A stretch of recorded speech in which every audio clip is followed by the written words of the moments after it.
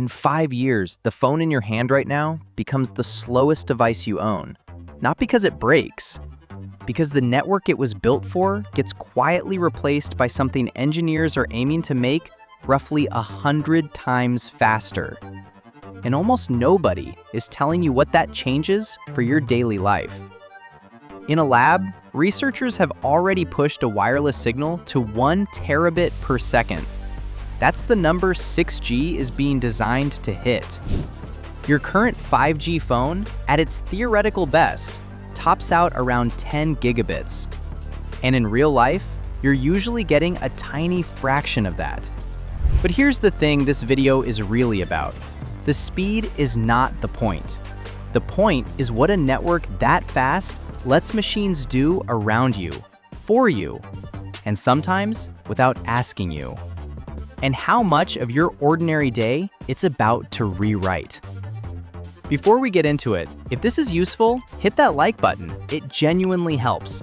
And hit subscribe, because there's a moment later where China took this out of the lab and turned it into a national program.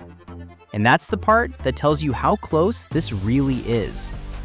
By the end of this video, you'll understand exactly what 6G changes about your commute, your doctor, and your money. Why the West is racing to keep up. And the one reason this took so long to crack that has almost nothing to do with science. The device in your pocket is about to age. Let me start with something a little uncomfortable.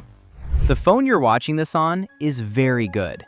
It's also, in network terms, already living on borrowed time. And to see why that matters to you, you have to understand what 5G quietly did to your life first, because most of it happened without you noticing. Here's the simple idea. Shorter radio waves carry more data, but they can't travel far. So instead of a few giant towers, 5G uses thousands of small ones packed close together. Think of old networks as a handful of huge stadium floodlights. 5G is thousands of tiny bulbs strung along every row of seats. More coverage, more precision, less wasted signal. And that shift touched you in ways you probably never credited to a network. It's why your video calls hold up better on the move. It's why a surgeon can watch a live feed from another hospital across the city with barely any lag. It's why, by the end of 2023, 5G had passed 1.5 billion connections worldwide, making it the fastest growing mobile technology ever. Okay, so here's the part I love. 5G looked like the finish line. It is not. It was never designed to be the finish line at all. It was designed as a bridge, a strong one built to carry serious weight, but a bridge all the same. And a bridge is built to lead somewhere. Where it leads is a job 5G physically cannot do. And that is the whole reason your next phone is going to feel like a different category of thing. The job your network was never built to do. So if 5G is this good, why do you even need something faster? The honest answer has nothing to do with 5G failing. It's doing exactly what it was built for. The real answer is that the world started asking your wireless network to do a brand new job. One that has almost nothing to do with you watching videos. Picture self-driving cars talking to each other at an intersection you're sitting in. Picture a surgery happening from hundreds of miles away with your local hospital on the other end. Picture a factory where thousands of machines react to each other in a fraction of a second. This isn't about humans consuming content anymore. This is about machines making instant decisions on your behalf. The people building 6G talk about it as an AI native network, one designed from the ground up for machines and sensors talking to each other constantly, not just for people checking their phones. And to feel how different that job is, compare a movie to a car. If a movie freezes for half a second, you barely notice. If a self-driving car takes half a second too long to notice someone stepping off a curb, that half second is the whole problem. Here's where it starts to bite. A single cell can only juggle so many devices before it slows down. That sounds fine until you picture a stadium crowd where every phone, every sensor, every camera is trying to connect at once. Or an airport on a holiday weekend. Or a disaster zone where rescue crews need dozens of drones talking to each other while thousands of nearby phones fight for the same signal. Then there's delay, what engineers call latency. On 5G, it's small enough that for streaming a video, you'd never feel it. But for a self-driving car reacting to a child, or a surgical robot working from far away, even a few milliseconds are the gap between a clean save and a serious mistake. A tiny delay that feels like nothing when you refresh a web page can feel like forever when a robotic arm is making a precise cut inside a real patient from hundreds of miles away. The reason nobody cracked this sooner, and this is the part almost nobody tells you, so stay with me because this is the bit that changes how you see the whole thing. The reason this gap stayed open for so long has almost nothing to do with science.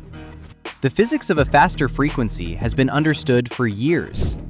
What was missing was a way to make it survive the real world, cheaply enough that a company would actually build it. Let me show you the frequency in question. Instead of squeezing more out of the same range 5G already uses, engineers are moving much higher up the spectrum, into a band called terahertz. It sits between microwaves and infrared light, and for decades, it was almost untouched for communication. Picture the frequencies 5G uses as a busy 6-lane highway. It works, but at rush hour, it jams. Terahertz is like a brand new highway with many more lanes sitting right next to it, mostly empty, just waiting. So why did nobody use it sooner? Because terahertz has one brutal weakness. It gets soaked up almost instantly by water vapor in the air. A signal can die within a short distance of the antenna. Researchers could prove the frequency carried enormous data in a sealed lab room. But the moment they took it outside, the signal weakened fast. Picture a garden hose. Widen the nozzle and you get more water, but only if you also boost the pressure behind it. Otherwise, the stream just collapses a few feet out. That's exactly what kept happening for years. So this was never really a physics problem. It was an engineering problem. The theory always worked.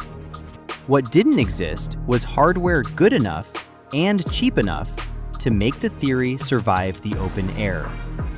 That's the wall that teams in China, the United States, South Korea, Japan, and Europe have all been trying to break at the same time. If this is the first time 6G has actually made sense to you, that's the whole reason this channel exists. Hit that subscribe button and the notification bell, because the moment the next real result lands, you don't want to miss it. Now, let's watch it leave the lab. The distance problem, slowly being solved. So how do you stop a terahertz signal from dying in the air? Not with one magic trick, but with steady, grinding progress on two fronts at once. The antennas that shape the signal and the receivers sensitive enough to catch it. Think about your eyes adjusting when you walk from a bright room into a dark one. It happens on its own. And the newest wireless hardware is chasing that same idea, constantly steering and refocusing the signal, instead of just blasting it out and hoping. And the results are moving. A few years back, one of the strongest outdoor demonstrations reached only a few hundred meters. Since then, using ultra-sensitive superconducting receivers, a Chinese team transmitted a high-definition video signal over more than a kilometer, high up on the Tibetan plateau, on a fraction of the power you'd expect. That's the honest shape of this breakthrough. And honestly, it's the part I find most exciting. Not one dramatic leap you can put on a poster, but a stubborn distance problem getting chipped away year after year by people who refuse to accept that the open air was the end of the story, until the numbers start to look usable. Now let me be honest, because this channel doesn't do hype without the caveats. The full 1 terabit per second figure still lives in the lab, and in short trial networks, not on a street near you. The outdoor records, the ones out in real weather, are lower, more like 100 to a couple hundred gigabits per second. That's still staggering next to your phone, but it's not the headline number. And anyone telling you 6G is here already is selling you something.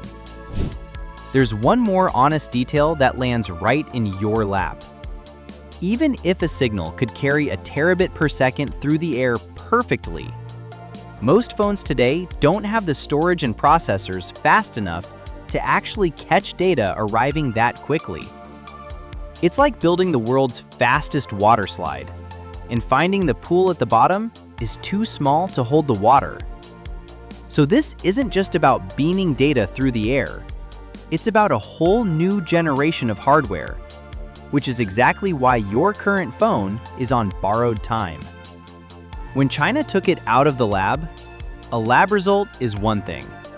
Turning it into a national plan is a completely different signal.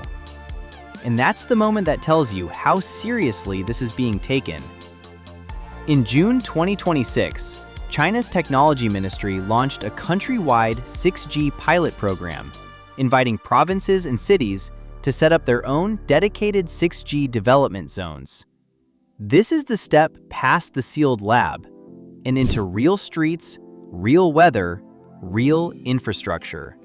Governments don't fund national programs for science experiments. They fund them for things they expect to actually use. And the reasoning is the interesting part. Much of the early 6G excitement has been about terahertz, those huge, empty highways of spectrum. But terahertz is hard to cover a city with, because the signal doesn't travel far.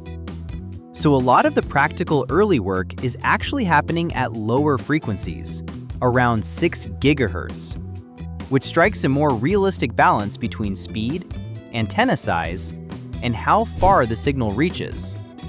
That's a very grounded choice. And it tells you the people building this are thinking about your neighborhood, not just a lab bench. Here's the comparison that makes the ambition hit properly. The peak speeds being targeted for 6G are enough to move the entire written collection of a national library across the network in seconds, not minutes. And the goal is to do that not as a one-off stunt, but as something a city could lean on every single day. One detail decides how soon any of this reaches you. Nobody wants to rebuild a network from scratch. The cheapest, fastest path is to hang new equipment on the poles, towers, and sites that already carry 5G, using crews already trained on 5G. That's what keeps the technology from taking a decade to arrive. So no, this isn't something you can sign up for yet, and there's no phone plan on Earth offering it today. But a government turning a lab result into a funded national program is a very meaningful step. And it's a step that other countries are watching closely. Why the West is racing. Once a country puts real national money behind a technology, everyone else pays attention. And they are. 6G isn't a solo race. South Korea has been running its own terahertz trials outdoors for years. Japan and several European research groups have terahertz projects of their own. The United States opened up huge stretches of high-frequency spectrum specifically to speed this work along. Throughout the entire history of wireless, no single country has ever built the next generation alone. Every earlier generation was shaped by teams in multiple countries, each adding pieces that merged into one shared global standard. So why is the West racing? Not because it's out of the game. It's racing because leadership on the underlying hardware and standards shapes who sets the rules for the next decade of connected everything. And that lead is genuinely contested right now. It's worth being clear about the timeline, because this is where a lot of confusion creeps in. This isn't arriving next year. The global body that sets official wireless standards, called 3GPP, is expected to finalize the first 6G specification around the end of 2028.